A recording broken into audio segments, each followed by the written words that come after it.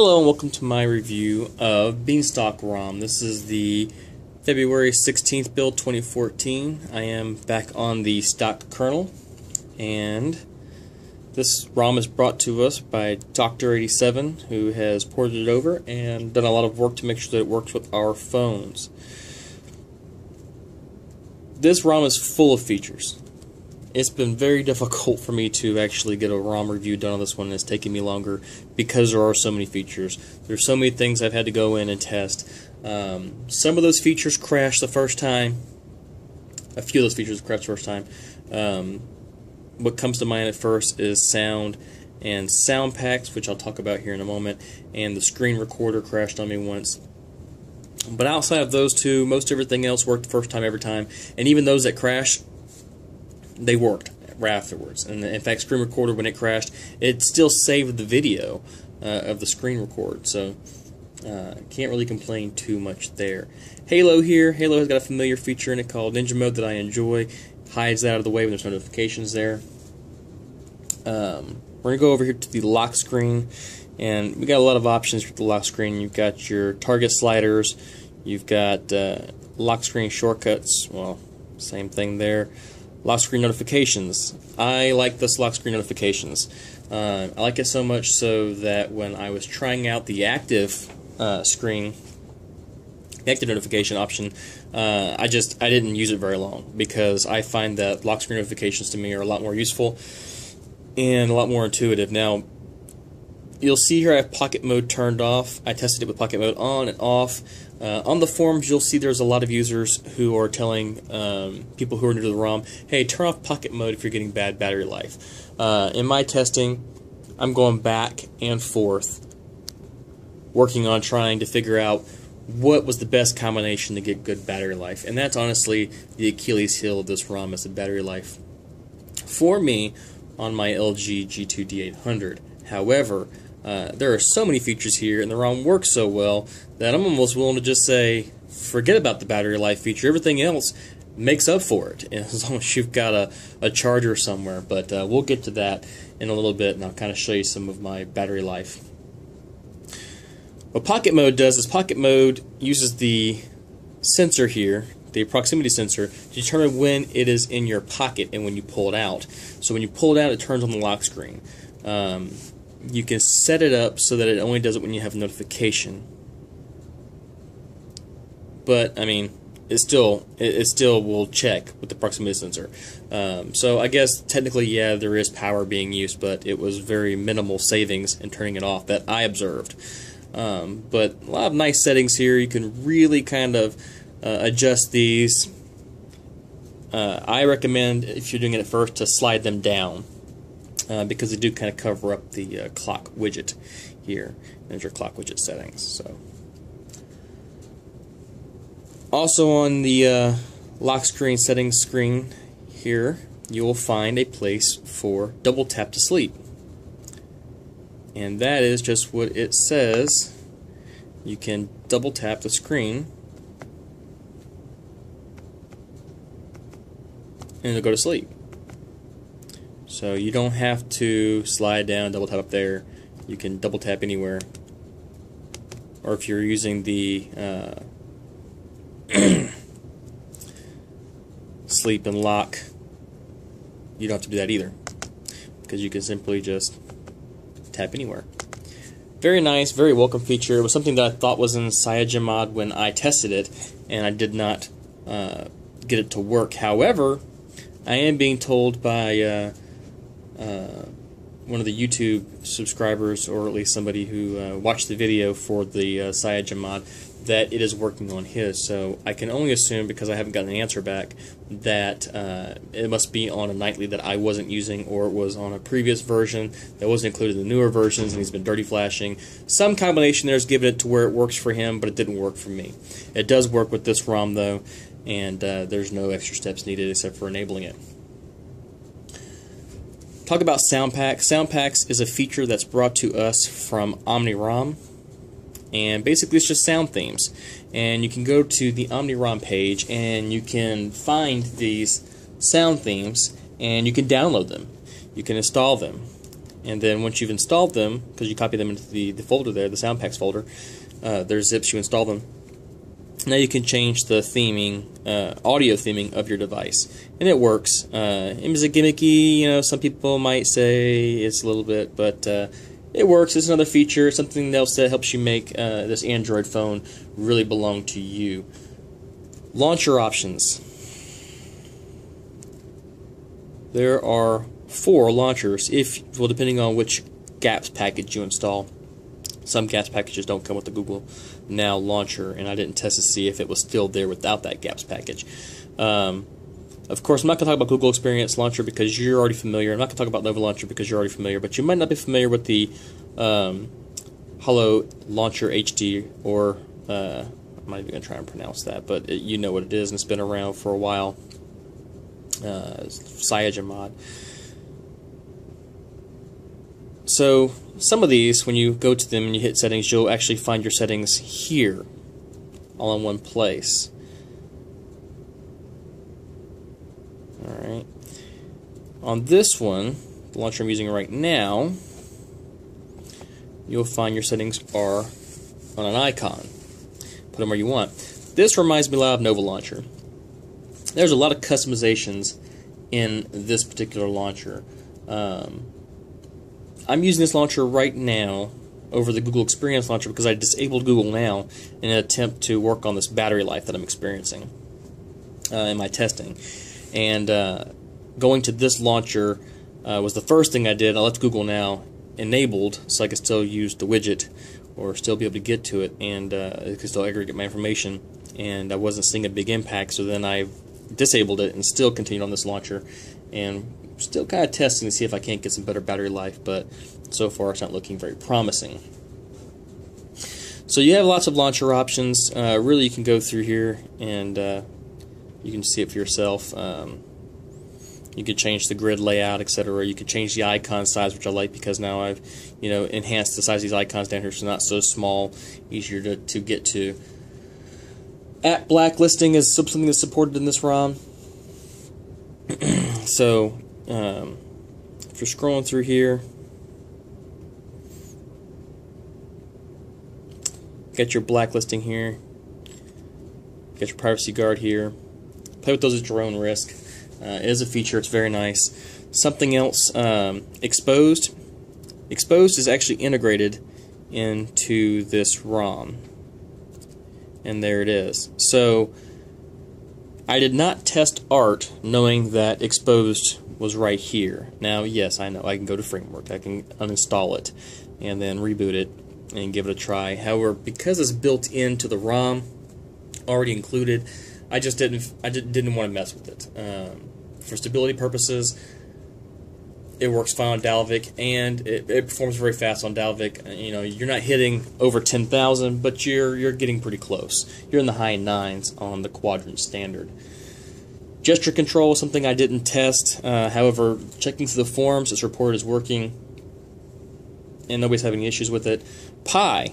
This is a feature that a lot of people ask for. Beanstalk Pi, and it works. Okay, let's see if I can reach over here. There you go. And there's your Pi. Now, let's see if I can get it. There we go. So there's your Pi. Pi works, no problem. There are users who are complaining that you can't theme this particular Pi. Well, that's fine because there's a workaround for that. If we go into our Beanstalk options, into our navigation bar options, we go down here to our dimensions, and we set our dimensions to 0 for both the height and width. It'll get rid of this navigation bar down here, and then Pi can work down here as well, because right now, even though it's enabled down there, it doesn't pop up. What that also allows you to do is you can use LNTRC7 Pi, and you can theme it to your heart's content. So there's a workaround, and it's been reported as successful. I don't really use Pi that much because it wasn't offered for so long. I used to not having Pi around, so it's not a big deal to me. But I did read that Paranoid Android is working on Pi and should be releasing their updated Pi here pretty soon, so it should be making a reappearance in most likely the next version of Paranoid Android. Maybe it's the next beta, unless they come out of beta. So look for that. Some exciting things happening for Pi fans out there. What else can I say here about these features? There's so many of them. I didn't test the Darkstalk because I didn't download the recommended gaps. The recommended gaps are TRDS compatible. Since I didn't download TRDS compatible gaps, I didn't want to try it because it really shouldn't work. Some users report that the recents was hanging for them. However, I have not had that problem at all, whether I'm using Pi or I'm using the navigation bar down at the bottom. It works fine. Kernels, you know I test kernels, okay? Some interesting experiences with kernels. The Furnace kernel, I got better sleep with the phone. Overnight, from unplugged at 9 p.m., getting up at 5 o'clock in the morning, I lost 3% during sleep. And checking the weight load detector, the phone did sleep. Let's look at the battery life over here. Well, this is, first of all, this is your... Let's see here. I apologize, I had this queued up before. Alright, so this is 17 hours, 16 minutes, and 59 seconds on battery. This is on the stock kernel. And I got 2 hours and 19 minutes of screen on time in that time period, 53%. So not that good. Now, in my previous videos, you've heard me mention 10% draw for every hour of screen on time. What that means for me is I'm judging out the first 70%. I'm sorry, first 30% of battery life. For me, I use my phone a lot more in the mornings, and it kind of tapers down a little bit. By the time I get off work, it's usually between 65 and 67%, and I usually have more than 3 hours of screen on time. So I understand that at some point, of course, you know, that changes because I'm not getting 10 hours of battery life. Nobody's going to get 10 hours of battery life. But when I say that statement, it's based off my usage. I haven't taken the phone down, and normally I never really get down that far before I get home. But this ROM just didn't last that well, and this was me testing the sleep overnight to see what kind of draw I was getting from overnight. On the Furnace kernel, here's your benchmark. Well, I'm sorry, a stock kernel is your benchmark, 9,781. On your Furnace, 9,705. Furnace again, 9,697. And then this is some battery life on Furnace. Let's see. We got 1 hour and 40 minutes off the charger. We're at 90%, and we only have 3 minutes of screen on time. So, you know, it's not very impressive, and according to this, nothing else is eating the battery more than the screen time. So that doesn't really make a lot of sense to me. Next test I did, again, overnight. This one, again, was on Furnace kernel. We're at 10 hours, 20 minutes, 21 seconds off the charger, 92%. You can see here the phone slept through the night, just like it was supposed to. You don't see a bunch of wake-ups there. That's with 18 minutes of screen on time. Not the worst, but definitely not what I would hope for as far as battery life goes. That's just a picture of Pi working. Alright, so this is just more examples. This one was on the Pake kernel. So we got 5 hours, 3 minutes off the charger, 72% already. You can see here it's pretty heavy usage. 1 hour, 24 minutes of screen on time. And 72%. This is with the Pake kernel. The reason why I didn't do a benchmark with the doctor's kernel is because every time I tried to do a benchmark, it crashed. Particularly anytime you benchmark or anytime you overclock the phone over 2.2 gigahertz on the doctor's kernel, it would crash and stutter anyways. With the Pake kernel, performance for some reason suffered, and I think I've narrowed it down to temperatures. For some reason, on the paid kernel, the temperatures this phone was running was a lot hotter than on the previous kernels tested. So, suffice to say, the stock kernel works just fine. If I can get the battery life hammered out or ironed out and get it to last a little bit longer, again, this is definitely a ROM that I enjoy and I want to love. And if they fix the battery life, believe me, that's that's perfect. GPS. GPS locks fast, tracks accurately. It's on par with some of the quicker lock times I've seen. It works just like stock, really. I used it 3 times for navigation, for full-fledged navigation. I had no problems each time. It was very responsive. It tracked me very well, and the compass worked just fine. Free RAM. Let's clear these out of here. Free RAM 1.15, 1.2. That's pretty much around the area that it gets. Without reboot, towards midday, you might be hanging around 900. 800, so it does manage its RAM very, very nicely. And as always, I understand unused RAM is wasted RAM, but there are those that ask and there are those that care and they want to know how much RAM they have so they can use. Well, there you go. This is just some examples of this launcher that the ROM comes with. Again, very fluid, very smooth. I like these little animations. They're cheesy, but I'm not a big fan of carouseling, so I like a little response bounce back to tell me I've reached the end. Art versus Dove, like I already told you, I didn't do art on this ROM, and maybe if I come back to it the next time, because I do want to come back to it because this might end up being a ROM I stick on for a while. If I don't stick with an LG based ROM, I'll test out art. Theming, you saw theming works. Quiet hours are supported and easy to find. They work well. DPI was a little tricky on this ROM. 380 for some reason. I was having problems with the launcher down here and the icons. So then, on the Google Experience launcher, I was having an issue.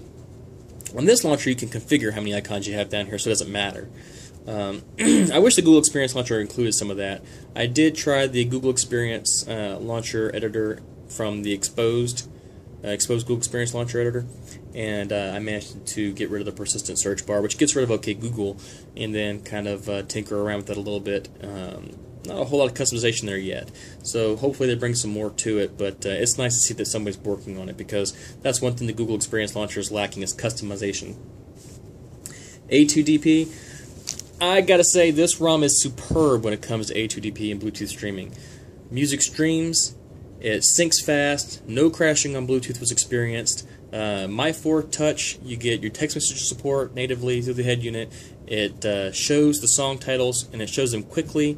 I know in my last ROM review, I thought that maybe it was because of a Google Play Music update that it was taking a little bit longer to populate the music information, but unless there's a different version of Google Play Music that loads on the KitKat ROM, which is probably the case, than what's on the LG-based ROM, it populates fast. There's no wait time. It's there's like a second or 2 delay, but it's very quick. Populates very easily. Same thing with Kia Uvo, with the exception of text messaging, because text message doesn't work on the Kia Uvo on most phones. There's a very small list of phones that it says it supports. Speaking of text messaging, let me pause you right quick and show you something. So this is the text messaging application. This is your standard AOSP text messaging application, but it is dark. Not sure if I like that or not, but it takes a little getting used to. Just one thing I want to point out there, something that I noticed stood out, because I don't use the Hangouts application like this. AOSP Messenger much better. One more time, I want to say thank you to Dr. 87 for bringing this ROM to us. If you're looking at the forums, which I will post a link below, there's not a whole lot of activity that happens there. I think that a lot of users have transitioned over to other ROMs and started to like them more. But I can honestly say I recommend it. Give it a try.